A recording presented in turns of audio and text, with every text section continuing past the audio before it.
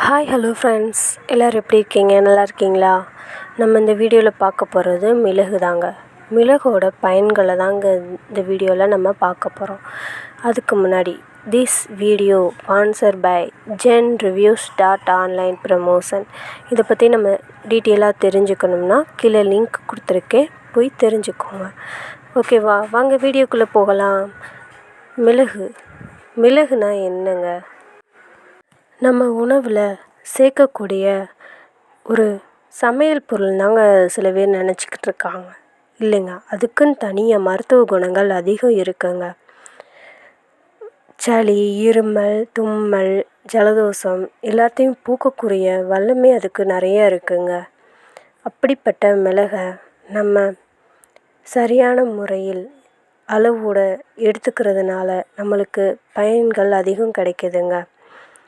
மிளகுலே வால்மிளகு, வெண்மிளகு, கருப்பு மிளகு, இந்த 3 மிளகு தாங்க இருக்கு எனக்கு தெரிஞ்ச வரைக்கும்.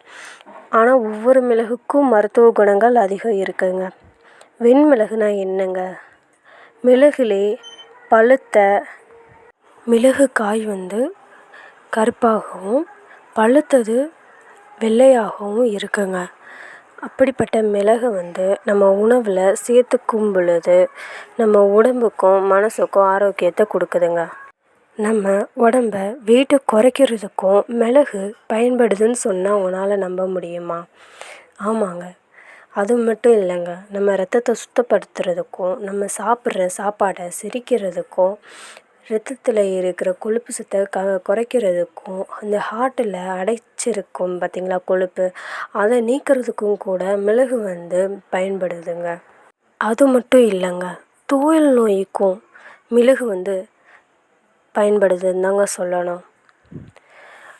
எப்படிப்பட்ட நோயாக இருந்தாலும் மிளகுக்கு அது தனி மருத்துவ குணங்கள் இருக்க தாங்க செய்யுது. நம்ம உணவில் ரசம், சூப்பு மற்றும் நான்வெஜ் இதெல்லாம் பயன்படுத்தும் போது மிளகு பயன்படுத்துவதன் மூலமாக ஜீரண சக்தி அதை அதிகப்படுத்துதுங்க. இப்போ முட்டை போடும்போது கூட நம்ம மிளகுத்தூள் போடுவதன் மூலமாக நம்மளுக்கு அதில் இருக்கிற சத்தை உறிஞ்சிக்கிறது தன்மையை மிளகு கொடுக்குதுங்க. அதனால தான் வெஜ்லேயும் நான்வெஜ்லேயும் சைவம் அசைவம் எல்லா உணவுலேயும் மிளகு நம்ம சேர்த்துக்கிறோங்க.